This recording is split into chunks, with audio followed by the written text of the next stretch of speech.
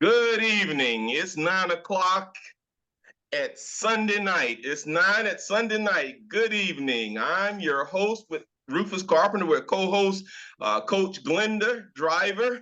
She is the owner of Reset to Healthy Relationships. And we're here tonight to talk about open relationship, or talk about open discussions in relationship.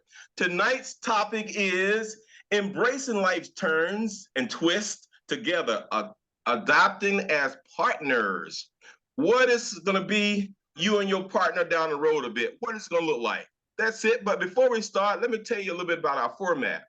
Here's our format. We get together every Sunday night at 9, and it's almost as if for you and your friends, you and a few girlfriends, about 20 girlfriends, are in your living room, and you're going to share intimate, or you're going to share an open discussion about relationship topics that you experience in your life. And our demographics is mostly Black women that anywhere from 20s, 30s, 40s, or 50s. And they've been through life a little bit. Some have been married, some has been divorced, some are cohabitating, some are single parents. So we want to make sure that you have a place in the community that will talk about things that you really want to know about. And the night topic is embracing life's twists and turns together, adopting as partners. All right, let's get started. All right, now the first we're talking about, well, let me tell you a little bit about myself, how I got into this space. I got in this space pretty easy. I got in this space first because I'm from a poor family of 16 people. 14 were siblings, and the mother and father made it 16. And we all lived in a 3-bedroom house with only one bathroom. And if you ever tried sleeping with 4 of your siblings and dealing with the occasional bedwetter, you know just what I'm talking about. Seemed like there was never enough. So in that environment, I've learned a lot about human connection. So fast forward, I was married for 27 years to the same woman. And you know anything about marriage, going through the thick and thin, you learn a lot about communication. You learn a lot about trust. You learn a lot about commitment. You learn a lot about compromise and how to listen and communication. And these things helped out a lot. Not so much because it helped to have a successful marriage, but it helped to understand, again, the human connection. Then the last part of my journey to this type of this space is I was in the military, United States Army. And when I was in the Army, I was trained as what's called a race relation equal opportunity officer, which means I handled all the relationship issues in our unit. And if you know anything about the military, oh, you can have some pickles in that. So I had to be the one on the scene to do the first intake for any race relation or relation type issues. And that taught me a lot. So I think tonight I'm very comfortable talking about relationships, and especially from a male perspective. I'll handle the male perspective, and the co-host Glenda will handle the female perspective. So tonight we both got you covered. Let's get started in tonight's topic. Once again, embracing life turns and twists together, adopting as partners. Okay, now what this is talking about, simply put, we're talking about what you deal in the major changes of your life, how you negotiate that, how you negotiate a career, especially if it's a career shift, how do you parent together, what's parenthood like, what about growing? And how do you maintain a strong relationship through all of this? Glenda, I see you smiling. So do you want to jump in and tell us a little bit already, or you want me to keep going? I want you to keep going. Okay, all right. Now this right here subject is relevant because, like I said, most of our audience is Black females, and it's very important because society has put Black females in a category all by themselves. And I know because my mom was a Black female, so I know watching my mom as I grew up, Black females have a hard time in our community. A lot of Black females now are single parent households. 7 to 8% of all households in the Black community are single women. So being a single woman, there's a lot of stress and struggle on you. So you have to learn how to do this. And if you have a partner, and if you're not, if it's husband and wife in the family, it makes it a lot easier because you have both. You have a male role model and a female role model that children can learn from. So that's why it's very, very important that we have this conversation. Now, let me start by sharing a story of a couple facing things. Now, when you face things as couples, it can be death, it can be just illness, it can be a career change, it could be a major decision, it could be emotional battles, it could be suffering from a loss. There's so much that's involved. I'll talk about what I know. One thing I know about one of the partners dying, only have a short time to live. And this scenario was a couple kids involved, and the father was dying, and the mom had been sheltered all the time because the mom had never had to. The mom never had to like be the head. Mom was always in the background. So mom never was a decision maker. So in the transition of the husband dying, mom had to now step up, and she had to step up and run things by herself. She had to make decisions by herself. She had to now be the head, really the head of the household. Not only she had to be the head of the household, but she was in a different environment. Her environment had changed. Now, instead of just talking about taking care of the household, now how do you manage the care of that person that you're dying? Think about the emotional support that's needed. Think about the strain and stress on that person. And if you don't have the support of family members or friends to support you, you're doing it all by yourself. Just think about that. That's a lot. And that's some of the things that we're going to talk about tonight, because tonight is, how do you grow together? How do you share things? You know, there's sometimes when we say relationships, what used to be 50-50. If I do 50 and you do 50, we're together. But in relationship training, I've learned now, everybody got to put 100%. It's got to be 100%. Exactly. 100%, you putting 50%. Oh, we are lopsided. You're only putting in half. Yes, yes. So it's 100% and 100%. And then if you used to that 100% from someone else, and now you don't have the input, and it's just you, oh, goodness gracious. You know how to say, bless the heart. I'm going to pray for them. But that's what we're talking about. Now, I see Andre just came on, and we have Felicia. Hey, Felicia. Hi, Andre. How y'all doing? Now, let me tell you on our format. This format is you can get in as little or as much as you want in the conversation. You can actually raise your hand, your electronic hand on the board, and then we'll recognize you. Or you can raise if we can see your face, you can raise your regular hand and say it, or you can just chime in. So it's up to you. So we ask that you share, because the subject tonight is something that everybody know a lot about. And that's why we picked tonight, because we want to bring this out and give people help. Because I know once I went through some emotional things, and my spouse, she really helped me out, because there was an issue we had in our family, and I saw it different than everybody else. The whole world saw it this way, and I saw it that way. And for a long time, I was not going to change my mind on how I saw it. So my wife, she kind of kept coaching me and said, hey, Rufus, hey, Rufus, hey, Rufus, look, here's what it is. Let's work together. So a lot of nights, I'm on this side of the bed, on the edge of the bed, and she's on that side of the bed on the edge.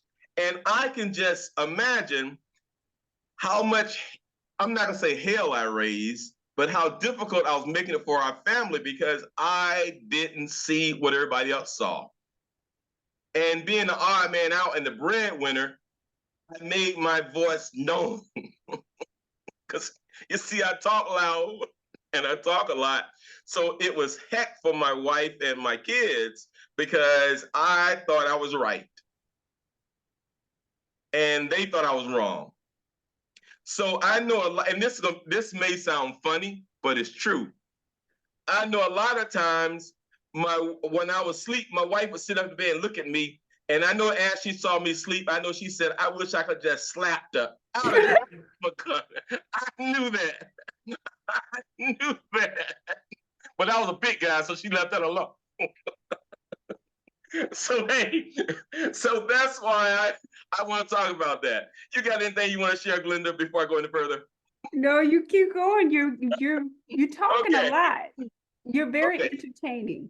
Okay, so that covers that. Now let's talk about some of the challenges.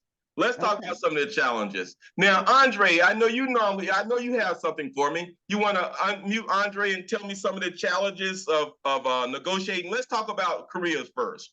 Let's deal with the first career. We're gonna start with career, and then we'll go to parenthood, and then we'll go to growth. So we're gonna start with careers first. Andre, what you want to share about partners growing together in the career? Have you noticed, or have you been aware, have you experienced where couples have had an issue with challenging roles in careers? I think your career is a little different than most, Andre. What do you do? Well, I'm actually a truancy officer, but if I can, I kind of came in on the tail end, and I thought if I heard you right, you were saying something about the caregiver piece, and I was just like, so I wasn't really sure how the transition from the caregiver to the careers. I was just trying to make the connection. Well, what I was talking about the care, what we talked about that a little before you came on. We kind of took that one to the end, and then I transitioned to it when I told the slapping when I told my wife wanted to slap the heck out of me when I was asleep because I wouldn't get the message, because it was a caregiving situation with one of our children, and I just didn't see like everybody else saw. So Okay, I'm with you now. To that. Okay, so now I can respond to your question. Okay. I will say this. One of the things that I do see a lot of, just maybe I'm just an observant person, I do in my mind, I guess I see a lot of unequally yoked financial relationships. And what I'm seeing a lot of now is women who, like, I may see a woman principal who marries the bus driver or the custodian. Now, whatever, I don't know exactly what how the conversation would even start with the $8 an hour person and a $100,000 woman. I don't know how that conversation started, but I'm seeing that this is becoming a norm. And the weird part about it to me is that I'm seeing the $8 an hour custodian is cheating on the six-figure woman, and she's still with the man. And I'm not really understanding, how that happens, because I just can't imagine Glenda saying she gonna stay with a man who cheating and he making $8 an hour. Well, that's a Glenda. You want to address that, Glenda? But like Andre said, he doesn't even know how they pretty much hooked up together, because that is a huge change. That is a huge gap, especially in the finance area. I don't think I could handle that per se, because my thing is I accept you for where you're at in life, regardless of where I am, because you may do something or treat me a particular way that somebody that's making $100,000 like myself, he'll probably dog me out, because that's we're on the same level. So in a sense, it's like we're in competition. If we were married in the same household, the man's supposed to be the head and the woman's supposed to be submissive to her spouse. But there's also, it's like, I make just as much money as you do. So how are we, always at each other's, throat, and we can't come to an agreement because the man's supposed to be the head of the household. But in my particular situation, most of the time I've made the most money in all of my relationships, as well as when I was married.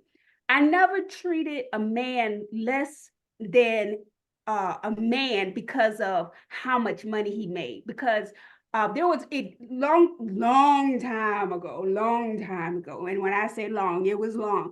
I used to have a crush on this man, and long story short, he told me that he didn't want to start all over because I wasn't at his status. I wasn't on his level, so he didn't want to start all over, because I was, creeping up. I was slowly getting my degree, getting my finances in order, still raising my baby boys.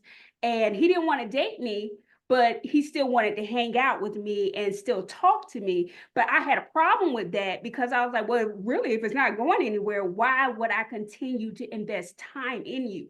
But my take from him, I understood.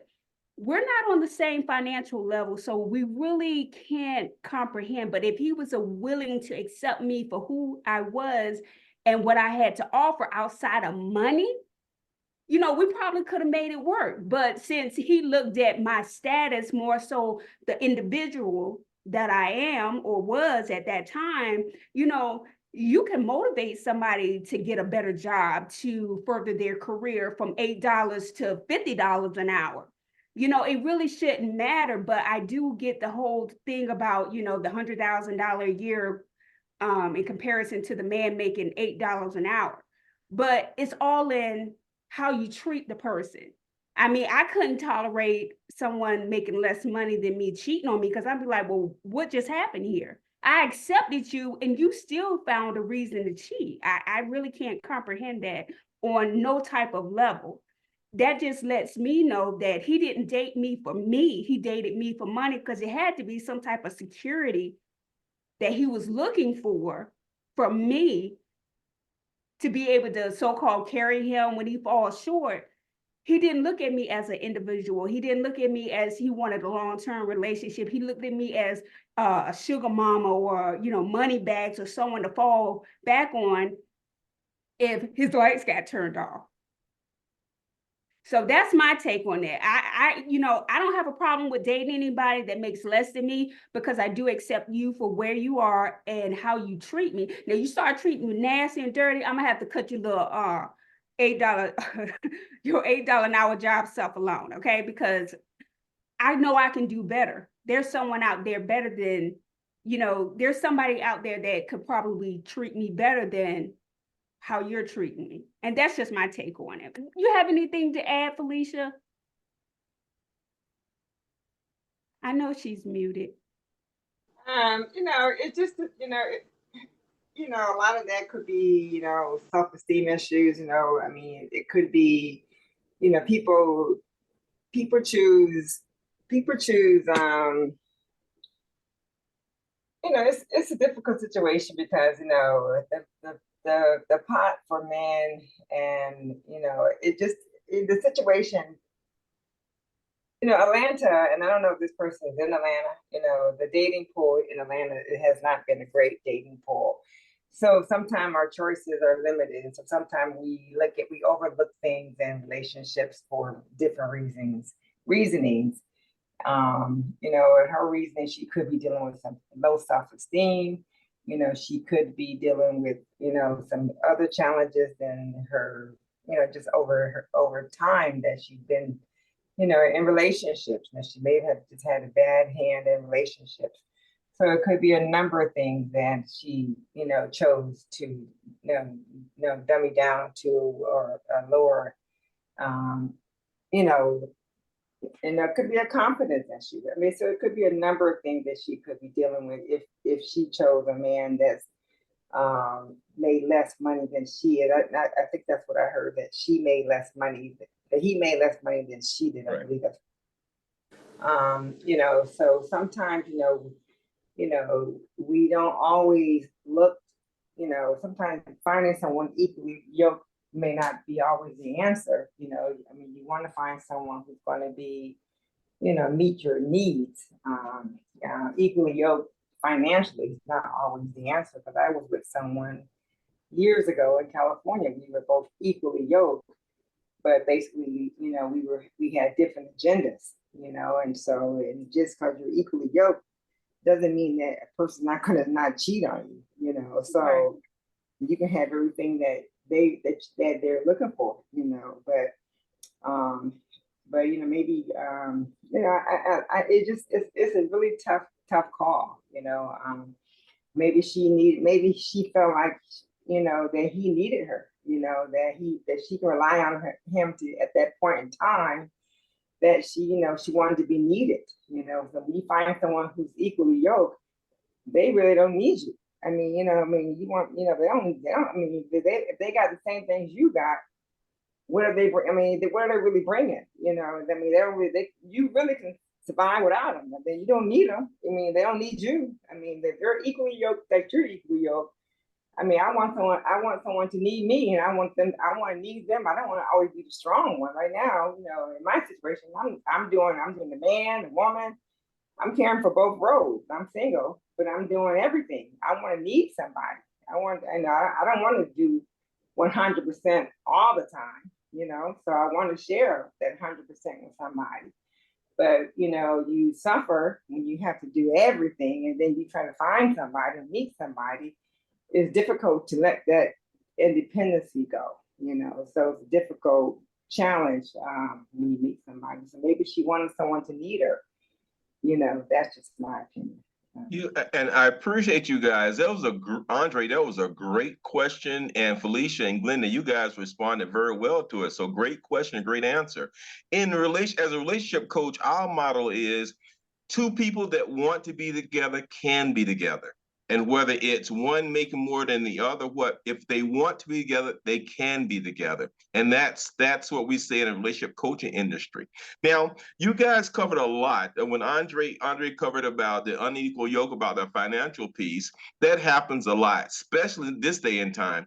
This day and time, Black women are making a tremendous amount of money. The Black women now are heading major corporations now. So this is something that's not just happening in this conversation, but that's Andre, you gave a real life example there, where the guy now is the homebody that's keeping the house, or not feeling the weight of that family dynamics because he's not making enough, and he's maybe doing more house type things, and the wife takes more role. And Andre, I saw you said in the comments about men think women are being more controlling.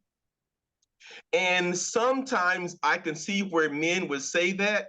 And then sometimes I can see where women feel that if they're not controlling, they won't get anywhere. Absolutely. Women want to move forward when a man just want to move sideways.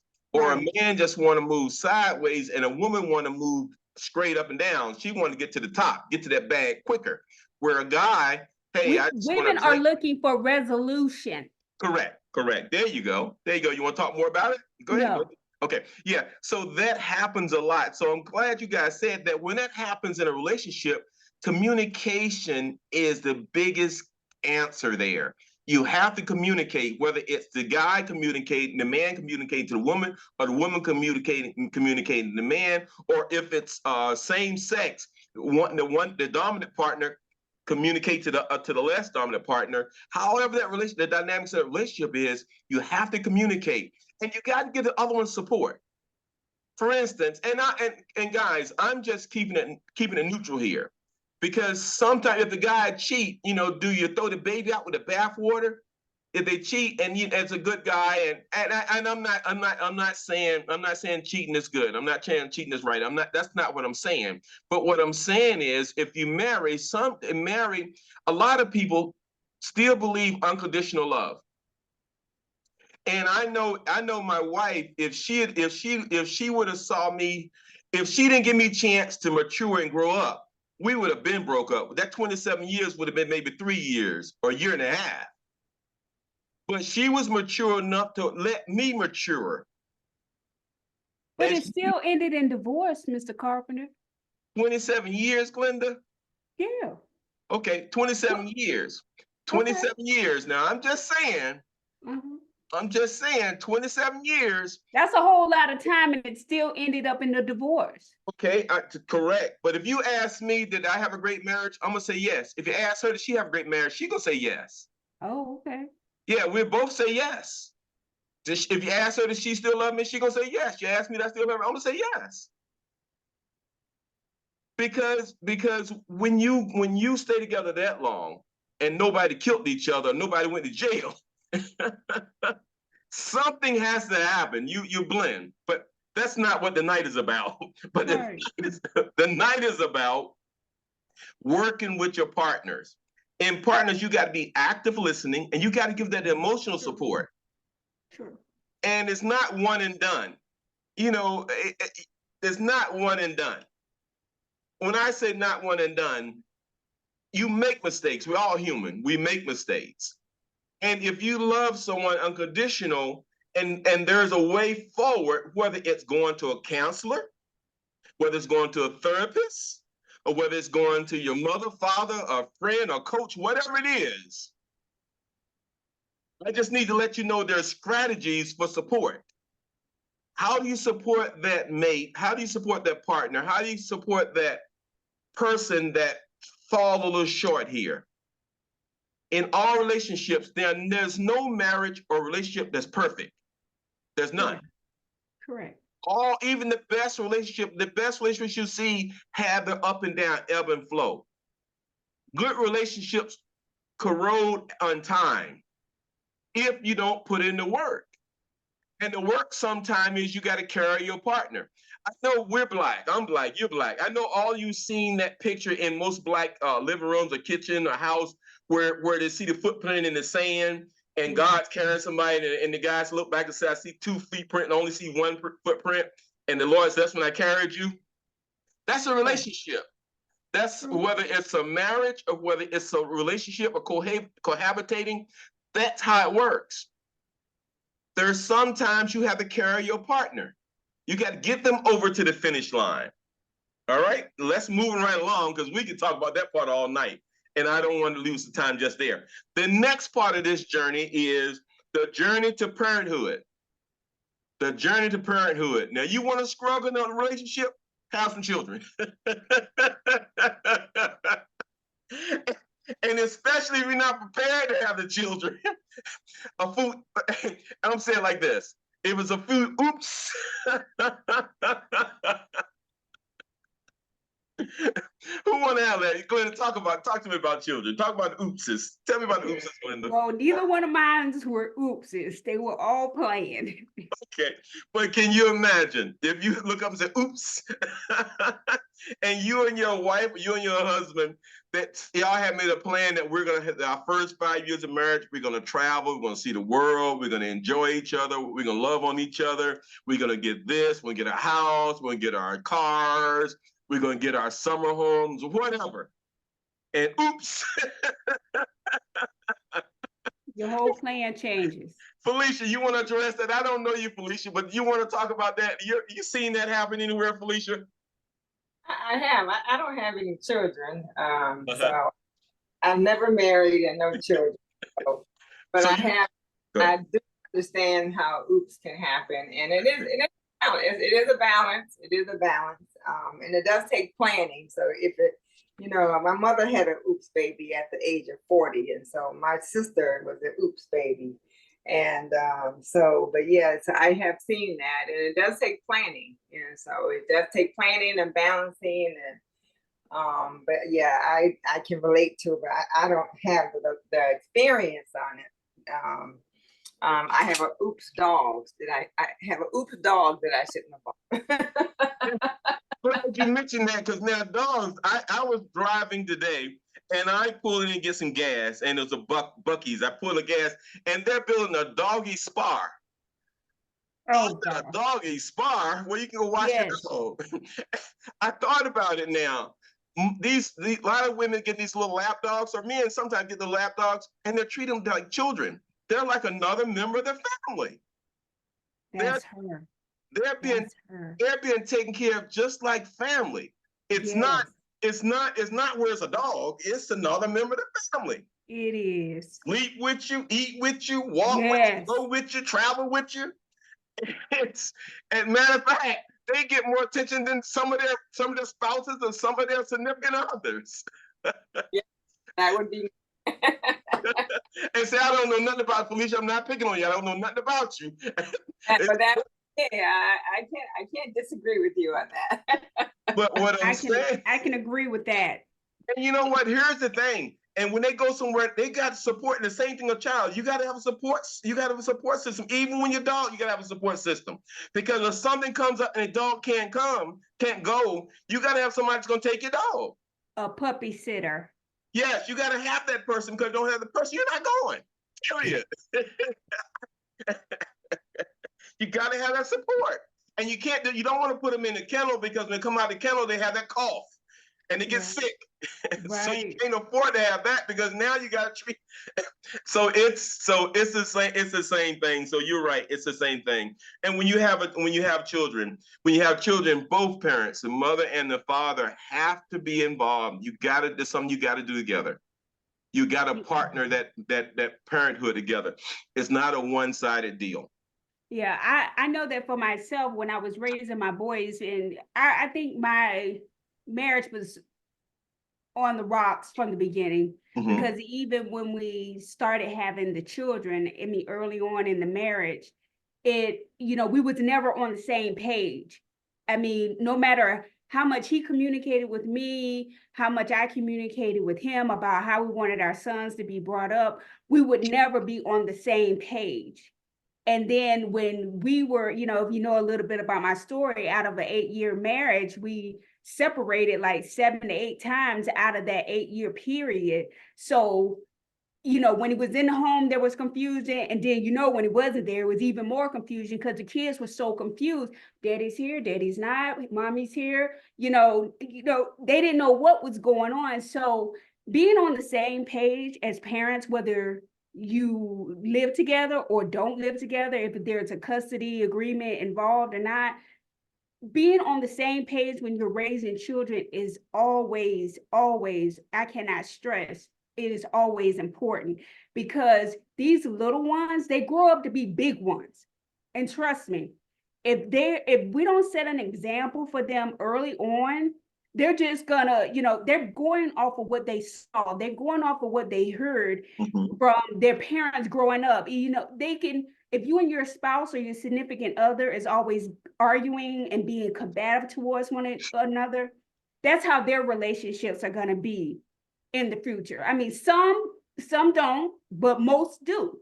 I know that with my sons, all they saw was us arguing. We were always at each other's throat. I wanted to take the kids to church.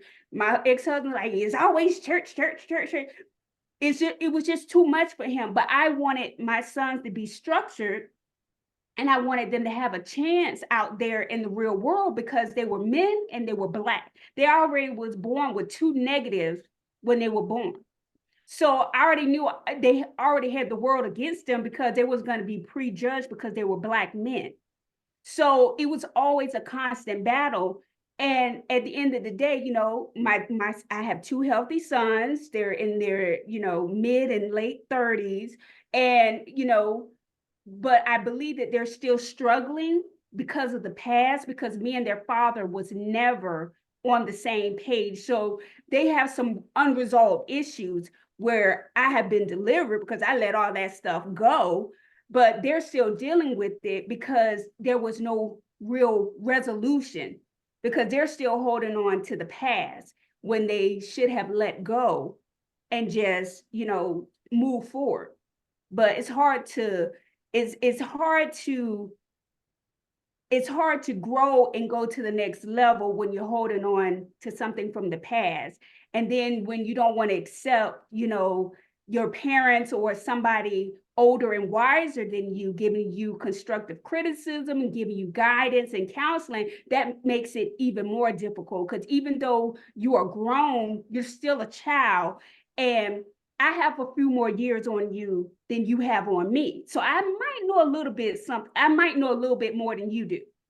So I can, the question in regards to journey in parenting and parenthood, I can truly speak on that, because I know that my children still today are struggling with, the separation and a lot of stuff that happened between me and their father during the divorce and separation. And then, me leaving the state and starting a whole new life, even though they're grown. So they're still carrying a lot of weight. And I pray on a daily that the Lord would deliver them from the past and heal them, because they're not going to be productive citizens until they release that pain.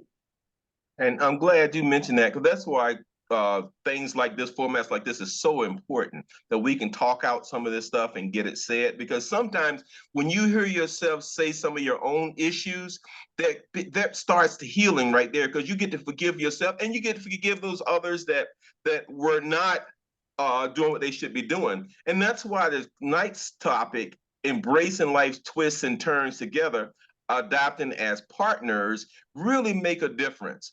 Because you have to understand that. And Andre, you mentioned some great things in what you were saying, Andre. I was reading your chats as we were talking here, and you've got a lot of great comments. So apparently you know a lot about this subject. So I'm glad for that. So thank you for being here tonight. But now we talked about that. Now let's go into our last part of this thing tonight. The last part of this thing is personal growth and relationship involved in evolution. Once again, it's personal growth and relationship evolution. Now, you guys should, I don't know if Glenda told you about, you got a handout in here. You can download the handout. You can download the handout, and the handout has pretty much an outline of what we're talking about tonight. So that way you can have that for future references. Now, growing together. Now, they told me if you're growing, you're green and growing. If you're not growing, you're stagnated, you're brown and dying. So if I took a spouse, significant other, mate, or partner on this journey, in my mind, I think both of us should be growing. We should impact the relationship and a relationship growing. Absolutely. Now I know you're saying, Rufus, but suppose one of us is broken. Suppose one of us is broken. One of us don't have a clue. The relationship is still fine. Listen to what I'm saying. The relationship is still okay and still good. It's just one of you guys are broken. You need to fix the broken. No, you can't fix the broken one, but you need to support the broken one. Now, the broken one, and people aren't broken, but the one that's having some issues, that the relationship's not serving that one, you guys need to work together on that. Now, how did that change happen? How do you impact someone's growth? How do you encourage them to embrace change? What are some of the things you say? What does that look like? If I was in a relationship with you, Glenda, and you and I were in a relationship and it's not growing because one of us is given 70 and the other is given 100, or one of us is given 40 and the other one is given 100, what would a conversation look like to me, to you? Let's say, Glenda, let's say you giving 60 and I'm giving 100, and I want to address that with you. What would that conversation look like? You would communicate to me, you would communicate the areas where I'm falling short at, where you Right. feel that I'm not, where we're not compatible, or, we're not vibing, or we're not coming together on certain issues and topics.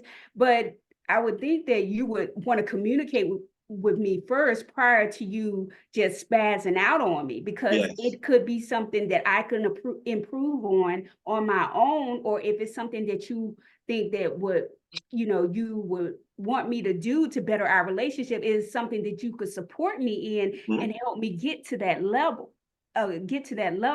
I mean, communication is always the first step, because Correct. unless you've been waiting for a long time just for something to happen and just pull the plug without any type of communication, or you just want to blindside the person because you've been looking for an opportunity to bail. That's a situation. But if you really love somebody and you care about them, you make suggestions, you have that one-on-one time where there's no distractions, cell phone work, and where you can go, communicate with one another, one to the other, about what it is about me that you need to improve, because you feel like this relationship could be better if XYZ was done, or if you could do this. Glenda, I love the way you answer stuff. When you answer stuff, you really go all in. I appreciate that. Let's give you a tool tonight. We're gonna give you a relationship tool tonight. And the relationship tool is start, stop, and continue. The relationship tool is start, stop, and continue. Mm-hmm. And what you do when you and your spouse, significant other, or co-partner, however you want to call it, when y'all talk, you say, here's what I want you to, here's what I feel that we should stop. Here's what I ask that you start. Here's what I ask that you continue. And what that does, that stop you from pointing the finger. Because when you go to your partner and say you, and point the finger and say, here's what you did, here's what you do. You already drove a wedge between you two, because nobody want to be called out. Nobody want to feel like they're less than. Right. So what you do is talk to your partner. Let's say, hey, Glenda, let's sit down tonight, Glenda. Let's sit down tonight. When we sit down tonight, Glenda, we want to have a conversation, and we want to do what's called start, stop. We're going to start, stop, and continue. We want to do start, stop, and continue. And Glenda, I want to say first, here's what I think you should start. Here's what I feel you should stop. Here's what I think you continue, and then your turn. And then we discuss it in terms, and that way we're not working on each other, we're working on exercise. So it makes it easier to bring those things out. And you got to realize something. Here's what most people don't understand. In relationships, it's not that a person's bad or really mean to go out to hurt you or do stuff. Sometimes we have what's called blind spots. Absolutely. Sometimes we don't notice how you're going to do it. We don't know how it's going to come off. We don't know how you understand it. We don't know how you received it. In our mind, it's cool. It's cool because I saw my mother and father, and my mom did to my dad the whole time I was a kid growing up. My dad never said anything. Or my dad did to my mom. She never said anything, so I thought that's norm. Mm-hmm. Because it's how you were read. There's two things tonight. The night first thing, and we're at that 30, 45 minute. So we're going to cut this off. But I just want to make sure we get these two things tonight. If you walk away from anything tonight, I want you to walk away with this start, stop, and continue. And then I want you to realize that people have blind spots. It's not always that they meant to do it. It's a blind spot. And here's the key with blind spots. It's the law of first known or first mention or first seen. It's first learning. A lot of us learn first by what we saw our mother and father do. Yes. Some of us learn by going to church and seeing it in church. Some of us learn it from our friends. Some of us learn it from our favorite teacher. Somebody learned it from the TV.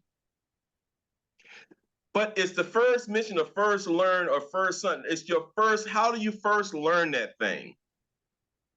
And that can be the pattern for the rest of your life. Not saying it's right or not saying it's wrong, right, but that can be the pattern. So tonight, once you take away from this right here, as partners, you got to realize this start, stop, and continue.